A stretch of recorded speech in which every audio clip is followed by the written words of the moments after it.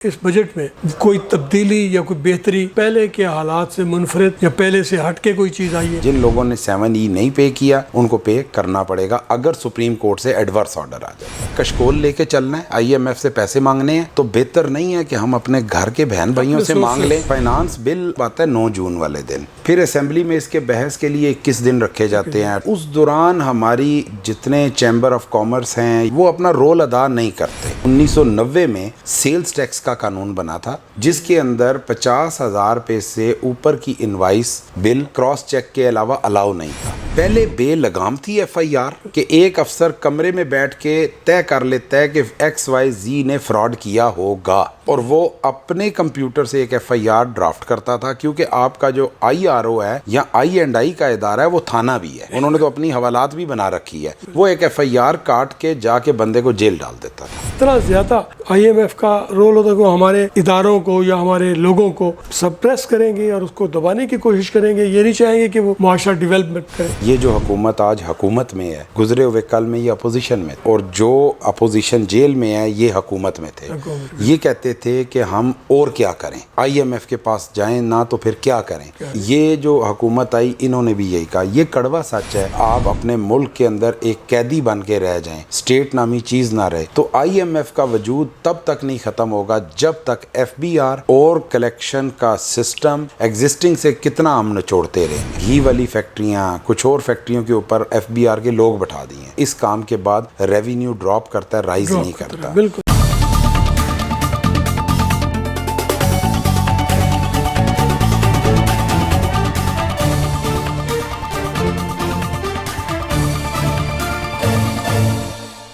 आउज़ुबिल्लाहिमिनश्शैतानिर्रजीम, बिस्मिल्लाहिर्रहमानिर्रहीम। मुअज़्ज़िज़ नाज़रीन, प्रोग्राम मईशत और सियासत, जावेद मसूद ताहिर भट्टी। नाज़रीन, हम कोशिश करते हैं कि मुल्क के मारूज़ी हालात को देखते हुए माशी या सियासी मसाइल हैं और जिनकी वजह से मुल्क में तरक्की के रफ्तार को तेज़ किया जा सकता है। जहाँ कोई कमी है हमारे माशरे में, हमारे कवानीन में, हमारी हुकूमत के इक़दामात में, उसको पॉइंट आउट किया जाए और उसको बेहतर तौर पर किस तरह से रिजॉल्व किया जा सकता है वो देखते हैं। आज के हमारे मेहमान जनाब तनसीर बुखारी साहब, रावलपिंडी इस्लामाबाद टैक्स बार के प्रेसिडेंट रहे, ऑल पाकिस्तान टैक्स बार के वाइस प्रेसिडेंट रहे, सुप्रीम कोर्ट के वकील हैं और माशाल्लाह गहरा तजर्बा रखते हैं। टैक्स मामलात पे, सियासी मामलात पे भी नज़र रखते हैं और आप इनको मुख्तलिफ TV प्रोग्राम में पहले भी देखते रहते हैं। वहाँ साहब, ये बजट 25-26 बजट मंजूर हो गया और अब ये इस पे इम्प्लीमेंटेशन भी हो गई। 1 महीना इम्प्लीमेंटेशन से भी 1 माह से ज़्यादा का गुजर गया। तो आप क्या समझते हैं कि ये इस बजट में कोई तब्दीली या कोई बेहतरी पहले के हालात से मुनफरिद या पहले से हट के कोई चीज़ आई है, वो उनको ज़रा पॉइंट आउट करें। औज़ुबिल्लाहिमिनश्शैतानिर्रजीम, बिस्मिल्लाहिर्रहमानिर्रहीम। भट्टी साहब, बहुत बहुत शुक्रिया,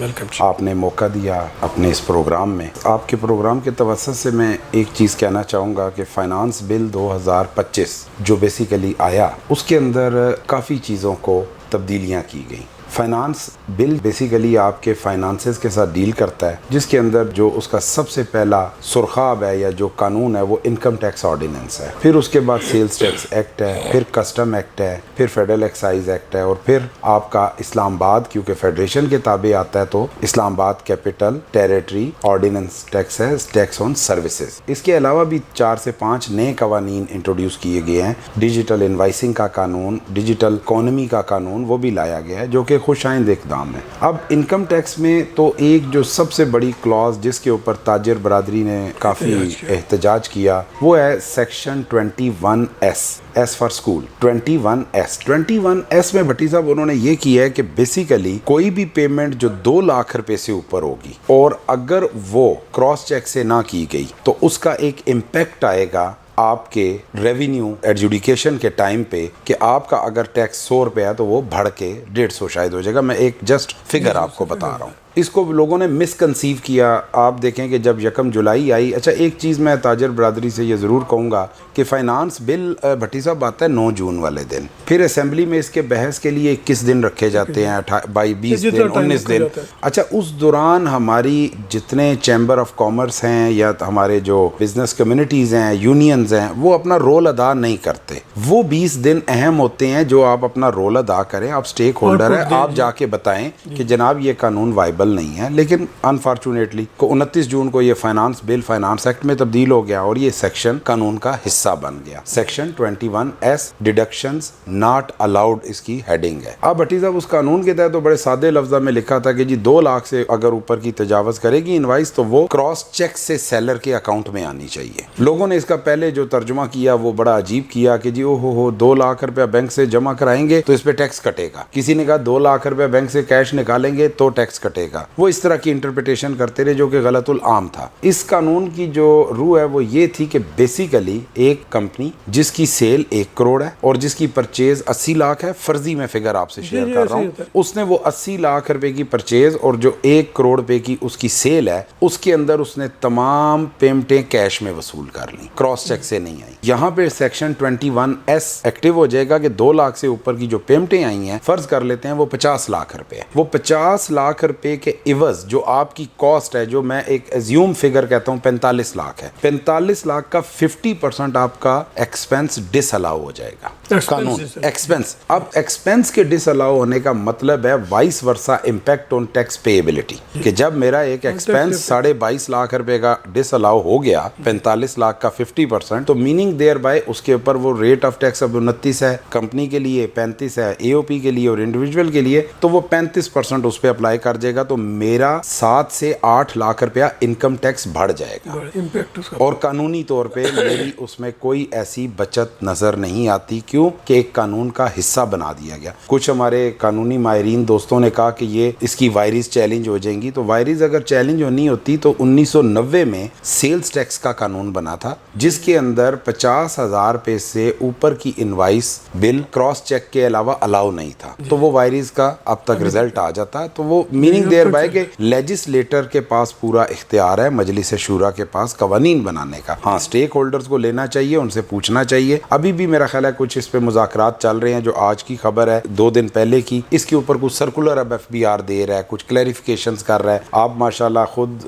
جسے کہتے ہیں جوڈیشری کا حصہ رہے, circular cannot prevail over the law, جو سبسٹانٹیو لا ہے اس کے اوپر تو وہ اپنی گرفت نہیں رکھ سکتا, ایکسپلین کرے گا اس کو. یہ تو ہو گیا انکم ٹیکس کا ایک سیکشن. اچھا اسی طرح ایک سیکشن 7E تھا, 7C 7D بلڈرز کا, ڈیولپرز کا, اور ایک ایکسٹرا پراپرٹیز رکھنے والے لوگوں کا ٹیکس جو 7E1. وہ لوگ امید لگائے بیٹھے تھے کہ اس فائنانس بل میں اس کو ختم کر دیا جائے گا. وہ تاحال قانون کا حصہ ہے اور اس کا ماشاءاللہ چوتھا جی اس کا 4 سال مکمل ہو چکے ہیں. جن لوگوں نے 7E نہیں پے کیا ان کو پے کرنا پڑے گا اگر سپریم کورٹ سے ایڈورس آرڈر آ جاتا ہے. اب اس کے علاوہ بھٹی صاحب جو سیلز ٹیکس ایکٹ ہے نا, اس کے اوپر بڑا شور ہوا ہے. سیکشن 37A ہے جو ڈیل کرتا ہے FIR کے ساتھ, کہ بزنس مین کے اوپر FIR کاٹی جائے اگر وہ ٹیکس فراڈ میں مبتلا ہے. میں نے جہاں تک اس قانون کو پڑھا ہے, آپ کا حکم تھا, ہم تو قانون تب پڑھتے ہیں جب ہمارے پاس کیس آتا ہے, کیس کے بغیر نہیں, لیکن جب آپ کا حکم آیا تو ہم نے اس کو تھوڑا سا قانون کو پڑھا,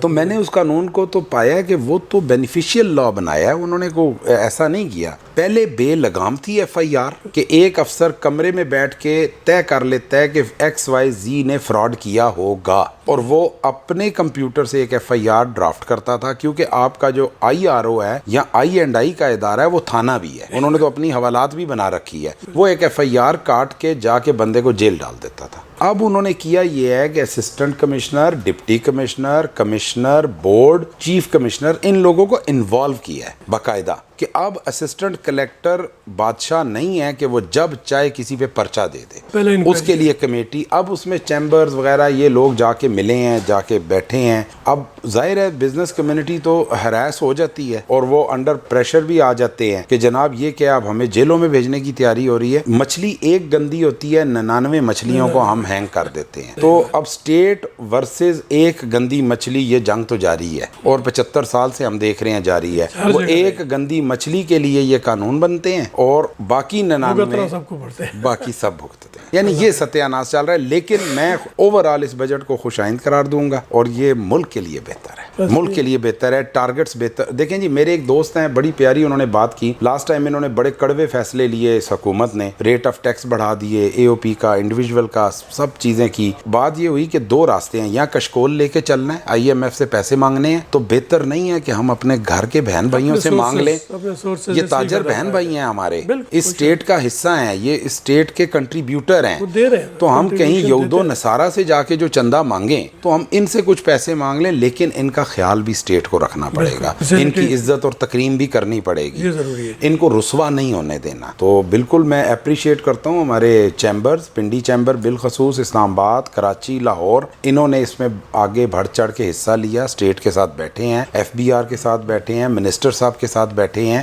اور میں نے جو کلپنگ دیکھی ہے, جو موبائل پہ خبریں میرے تک پہنچی ہیں, تو تاجر برادری اب مطمئن ہے. لیکن میں ان سے یہ ضرور کہوں گا کہ سبسٹانٹیو لا کو آپ کا سرکولر یا جرنل آرڈر نہیں کلیئر کرتا. آج 2030 میں یا 31 میں کوئی افسر بیٹھا, اس وقت یہ مذاکرات بھی پرانے ہو چکے ہوں گے, اور پھر آپ تو خود جوڈیشری کا حصہ رہے ہیں. لوگ آ کے کہتے تھے جی جنگ اخبار میں لکھا آیا تھا, سر جنگ میں لکھا آیا تھا کہ جی انہوں نے چیئرمین صاحب نے کہا تھا ہم ان کو نہیں پوچھیں گے. تو اس کو یہ کہا جاتا تھا کہ یار جنگ اخبار تو سیل ٹیکس ایکٹ کا حصہ نہیں ہے, انکم ٹیکس آرڈیننس کا حصہ نہیں ہے. تو وہ میں بزنس کمیونٹی سے یہ کہوں گا کہ اس کی لیجسلیشن, جو کہ اب میرے قریب مشکل کام ہے, اسمبلی میں پھر سمپل میجورٹی کے ساتھ امینڈمنٹ اپروو کرنا اور ایک ریورٹ کرنا اپنے بنائے ہوئے قانون کو, لیکن اس کی یہ کوشش کریں, اگر سمجھتے ہیں اس کی یہ کوشش کریں کہ یہ والا قانون جو ہے اس کو تھوڑا سافٹ کریں. لیکن ڈیٹرنس بھی تو ریکوائرڈ ہے نا, ڈیٹرنس بھی, کیونکہ ٹیکس فراڈ کرنے والے لوگ تو بے تحاشا ہیں, وہ فراڈ کر رہے ہیں, اور آپ کا خون رس ریاست کا محنت اور مشقت سے جو 4 پیسے جمع بھی ہو جاتے ہیں, اس میں ریفنڈ کے نام پہ فراڈ ہو جاتا ہے, ریبیٹ کے نام پہ فراڈ ہو جاتا ہے, ڈی ٹی آر ای کے نام پہ فراڈ ہو جاتا ہے. تو وہ اس قسم کا ہے, تو اس کو انہوں نے کنٹین بھی کرنا ہے. تو یہ مجبوریاں ہیں. اس کے علاوہ میں جو سمجھتا ہوں ایک ڈیجیٹل انوائسنگ, وزیر اعظم صاحب نے خواب سوچا ہے, اللہ کرے اس کی تعبیر بھیانک نہ ہو, اچھی ہو. ڈیجیٹل انوائسنگ کا ایک وہ کانسیپٹ لے کے آئے ہیں, جو وہ ایک لچھے میں نہ پورا پاکستان پرونا چاہتے ہیں. پراما فشائے تو مجھے یہ مشکل نظر آتا ہے. میں اکثر اس چیز پہ چیخو پکار کرتا ہوں, آپ کیوں نہیں کسی چیز کا سٹارٹ سیکٹورل طور پہ لیتے؟ آپ سیکٹورل طور پہ لیں اور اس کو اپنی امپلیمنٹیشن کا حصہ بنائیں. اور آپ ایک ہی وقت میں پورے سمندر میں جال پھینک دیتے ہیں, نہ پھر آپ کے پاس کرین ہوتی ہے, نہ آپ کے پاس وہ شپ ہوتا ہے کہ وہ پورے سمندر کی کھرباں ٹن جسے کہتے ہیں وہ مچھلی وہ باہر نکال سکیں. تو پھر آپ کا کرپشن کا راج ہوتا ہے. ڈیجیٹل انوائسنگ کیا ہے؟ ڈیجیٹل انوائسنگ یہ ہے کہ میں ادھر بیٹھے اپنے دفتر میں ایک بل کاٹوں گا, بھٹی صاحب کراچی بیٹھے ہیں, اگلے سیکنڈ میں آپ کے سسٹم میں وہ بل آ چکا ہوگا. پیپر لیس اکانومی کی طرف ملک کو یہ لے کے جانا چاہتے ہیں, جو ضرورت ہے اس وقت, کہ ہم اتنی فائلوں کے پلندے اور بل بکیں اور پھر باکس فائل, جوڈیشل سسٹم میں بھی یہ کوشش کی جا رہی ہے. تو وہ ایک کوشش ہے, اور وہ اللہ کرے یہ کامیاب ہو جائیں اس کے اندر, تو اس کے ساتھ آپ کا فراڈ کا ایلیمنٹ بھی کرٹیل ہوگا, آپ کی ریونیو کی جنریشن بہتر ہوگی. جو نارملی ایویژن, میں نہیں کہتا اوائیڈنس, ٹیکس پیئر اگر کوئی اوائڈ بھی کرتا ہے ٹیکس کو, تو وہ اس سسٹم کو اگر صحیح ٹرو لیٹر اینڈ اسپرٹ میں اپلائی کر دیا تو شاید اوائیڈنس بھی مشکل ہو جائے. بائی لیگل مینز تو پہلے بھی الاؤ ہے, اور وہ سافٹ ویئر بیسڈ ہوگا, اور اس کے اندر سے نکلنا مشکل ہو جائے گا. میں جہاں تک اس چیز کو انڈرسٹینڈ کر پایا. اچھا, دوسرا آئی ایم ایف کا بڑا ذکر ہوتا ہے کہ جی ہمارا بجٹ جو ہے, کچھ تنقیدی سیاسی پارٹیاں یا تنقید کرنے والے لوگ یہ کہتے ہیں کہ یہ سب آئی ایم ایف کی وجہ سے ہوا. تو آپ کیا سمجھتے ہیں کہ آئی ایم ایف کا کیا اتنا زیادہ, آئی ایم ایف سے لون لیے ہوئے ہیں یا ورلڈ بینک سے لون لیے, تو ان کا ایفیکٹ تو ہوگا, ان کو ایڈجسٹ بھی کرنا ہے, لیکن آپ کیا سمجھتے ہیں کہ اتنا زیادہ آئی ایم ایف کا رول ہوتا ہے کہ ہمارے اداروں کو یا ہمارے لوگوں کو سپریس کریں گے اور اس کو دبانے کی کوشش کریں گے, یہ نہیں چاہیں گے کہ وہ معاشرہ ڈیولپمنٹ کرے؟ یہ جو غلط بھٹی صاحب, یہ اصل میں کچھ ہمارے سیاسی فکرے ہیں. جی ہے تو سیاسی اسٹیٹمنٹ ہے. یہ جو حکومت آج حکومت میں ہے, گزرے ہوئے کل میں یہ اپوزیشن میں, اور جو اپوزیشن آج جیل میں ہے میں یہی کہوں گا, میرا خیال ہے آج کیونکہ 1 اگست ہے, کوئی 20-25 گرفتاریاں تو ہو چکی ہیں. موجودہ جو اپوزیشن جیل میں ہے یہ حکومت میں تھے, یہ کہتے تھے کہ ہم اور کیا کریں, آئی ایم ایف کے پاس جائیں نہ تو پھر کیا کریں. یہ جو حکومت آئی انہوں نے بھی یہی کہا. یہ کڑوا سچ ہے. میں نے آپ کے پروگرام کے شروع میں یہ کہہ دیا تھا کہ ایک تو کشکول لے کے بھیک مانگنے باہر جانا,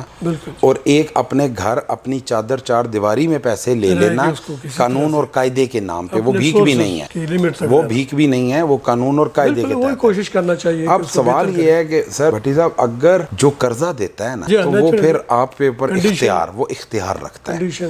وہ آپ سے کہتا ہے فضول خرچی نہ کرنا, اس کو ٹیکس چھوٹ کیوں دے رہے ہو, اس پہ ٹیکس کم کیوں لگا رہے ہو, بجلی کا ریٹ کیوں نہیں بڑھا رہے ہو, پیٹرول کا ریٹ کم کیوں رکھا ہوا ہے, ڈالر کو کمپریس ویلیو پہ کیوں رکھ کے بیٹھے ہو. وہ پوری مداخلت رکھتا ہے. کیوں؟ ہم ایسے بے مہار وہ ہیں کہ اگر وہ کنٹرول نہ رکھے تو ہم ڈیفالٹ میں تو چلے گئے تھے 2022 میں, کیونکہ جو موصوف 2022 میں اپنی حکومت کلوز کر رہے تھے انہوں نے ڈیفالٹ کو ٹچ کروا دیا تھا. اور یہ سیاسی بات نہیں, یہ اعداد و شمار ہیں, وہ بتاتے ہیں کہ اگر ایک مزید گزرتا تو ہمارا ملک ڈیفالٹ ہونا تھا. ڈیفالٹ کے معنی شاید سننے والوں کو مشکل لگے, اس کے ہیں کہ آپ کے گھر میں بجلی نہیں ہوگی, گاڑی کا پیٹرول نہیں ملے گا, آپ کے پیسے باہر سے پاکستان آ نہیں سکیں گے, آپ کے پیسے پاکستان سے جا نہیں سکیں گے. تو اب آپ یہ سمجھ لیں کہ ڈیفالٹ کتنی خطرناک چیز کا نام ہے, کہ جب آپ اپنے ملک کے اندر ایک قیدی بن کے رہ جائیں, اسٹیٹ نامی چیز نہ رہے. تو آئی ایم ایف کا وجود تب تک نہیں ختم ہوگا جب تک ایف بی آر اور کلیکشن کا سسٹم, انفورسمنٹ کا سسٹم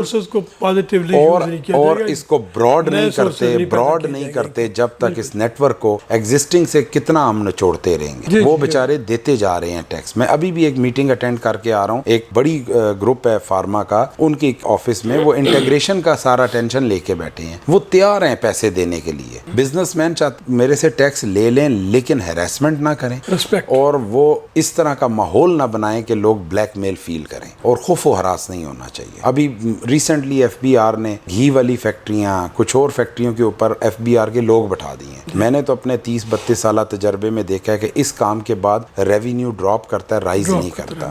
تو ان چیزوں کو دیکھنا چاہیے. ہاں, آٹومیشن ایک ایسا رستہ ہے کہ اس کے رستے آپ ریونیو انکریز کر سکتے ہیں. جی, اور سر تھوڑا سا اس کو بدلتے ہوئے, کیونکہ ہمارا پروگرام جو ہے معیشت کے ساتھ ساتھ سیاست بھی ہے, تو سیاسی حوالے سے آپ کیا سمجھتے ہیں کہ جو دوسری پارٹیز کے لوگوں کو جیل کے اندر رکھنا, جیسے ہر دور میں رہا, جو حکومت میں ہوتے ہیں وہ دوسروں کو کوشش کرتے ہیں کہ کسی طرح سے, آپ کیا سمجھتے ہیں کہ ابھی یہ اس قسم کی فیلنگ ہے؟ ظاہر ہے جو حکومت تھی, اس سیاسی پارٹی جو پہلے حکومت کر رہی تھی, ان کے بڑی لیڈرشپ میں سے کچھ لوگ جیلوں میں ہیں, تو آپ کیا سمجھتے ہیں کہ یہ پازیٹیو فینامنا ہے, لوگوں کو ڈرا دھمکا کے یا اس طرح سے ان کو انڈر پریشر رکھ کے کوئی بہتر نتائج حاصل کیا جا سکتے ہیں, یا اس کے آپس میں نیگوشیشن کریں اور ان کو پبلک تک جانے دیں, اور ان کے پبلک کے جو ان کے سوالات ہیں اس کے جواب دیں, جو بھی ان کی ہوتا بھی ہے جواب دے.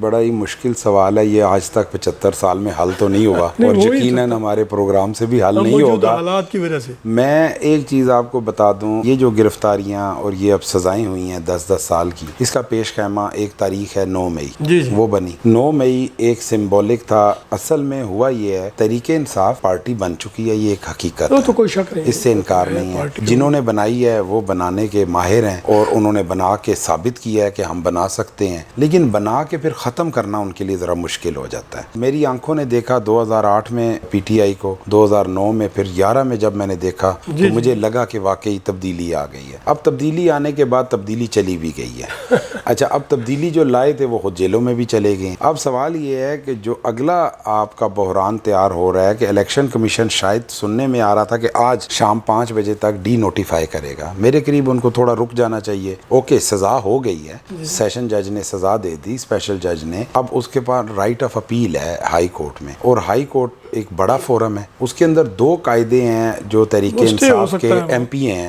ایک سر اسٹے اس طرح سے ہے کہ سسپینشن آف سینٹینس ہے, ایک ہے suspension of the order for the time being till further order اور ڈیٹ. اگر وہ ہو جاتا ہے تو ان کی پارلیمانی حیثیت برقرار رہے. تو میں یقیناً سمجھتا ہوں کہ تحریک انصاف کے جن دوستوں کو سزائیں اناؤنس ہوئی ہیں وہ ہائی کورٹ سے رجوع کریں گے اپنے اپنے رسپیکٹیو ایریا کے, اور جو ریلیف وہ لے سکتے ہیں, اگر وہ سمجھتے ہیں کہ 9 مئی میں ان کی کوئی کسی قسم کی شمولیت نہیں تھی تو وہ عدالت کو ثابت کریں کہ نچلی عدالت نے یہ غلطیاں کی ہیں, تو جناب آپ اس کو درست کریں, اور آپ for the time being sentence کو سسپینڈ کریں ہماری, تاکہ پارلیمانی حیثیت دیکھیں عمر ایوب اس میں چلے گئے, شبلی فراز چلے گئے, اور کافی نام چلے گئے, اور وہ خاتون بھی ہیں, بڑی شعلہ بیان ہے, وہ بھی اس میں جیل میں ہیں. تو یہ ایک ریمیڈی ہے. اب اصل میں ہوا کہ ہماری سیاست میں نا کچھ لمحے کے لیے نا کچھ وقت کے لیے جتھے کی سیاست آ گئی تھی کہ 500, 10,000, 20,000, 25,000 بندہ لے جاؤ, حکومت بدل لو, یہ کر لو, حکومت بدل لو, یہ کر لو, حکومت بدل لو. لیکن وہ تجربہ برے طریقے سے ناکام ہوا ہے. اس دفعہ میں نے جو غور کیا ہے وہ اب قانون اور قاعدہ ہی ہے. میں اکثر کہتا ہوں کہ جس جگہ پہ ٹاک شو میں کہا جائے نا کہ آئین اور قانون کی حکمرانی, تو بس آپ سمجھ جائیں کہ کام بالکل ٹھیک ہو رہا ہے. تو اس وقت جو سزائیں بھی ہیں وہ آئین اور قانون کی حکمرانی کا منہ بولتا ثبوت ہے کہ جو جرم کرے گا وہ سزا پائے گا, جو بے گناہ ہوگا وہ باعزت بری ہوگا. The time will tell. ہم نے ایک وہ ولاگر ہیں جو امریکہ میں اب جا کے بیٹھے ہیں, وہ ان کو ادھر روتے بھی دیکھا تو اب انہیں ہنستے بھی دیکھ رہے ہیں ہم. تو ہم نے تو یہ ساری چیزیں ہوتے ہوئے دیکھی ہیں اور سارا کچھ ہوتے ہوئے دیکھا ہے. یہ ہوتے ہوئے سارا کچھ ہم نے دیکھا ہے. تو یہ تو تلچھٹ ہوتے ہوتے دیر نہیں لگتی. آج جو ہنس رہے ہیں کل وہ رو رہے ہوں گے. جی ہاں بالکل. خدا نہ کرے, میں کہتا ہوں ایسا نہ ہو کہ ہمارے ملک میں اسٹیبلٹی آئے. Stability required. انشاءاللہ جی پھر کرتے ہیں. جی ناظرین, ہم کوشش کر رہے تھے آپس میں یہ ڈسکس کیا ہم نے موجودہ جو حالات ہیں, ان حالات میں کس طرح سے بہتری لائی جا سکتی ہے. تو میں شکریہ ادا کرتا ہوں جناب خواجہ صاحب کا. خواجہ صاحب آپ پہلے بھی ہمارے پاس آتے رہے پروگرامز میں, آج پھر آپ کا قیمتی وقت ہم نے لیا. انشاءاللہ آئندہ پھر آپ کو بلاتے رہیں گے. Thank you very much.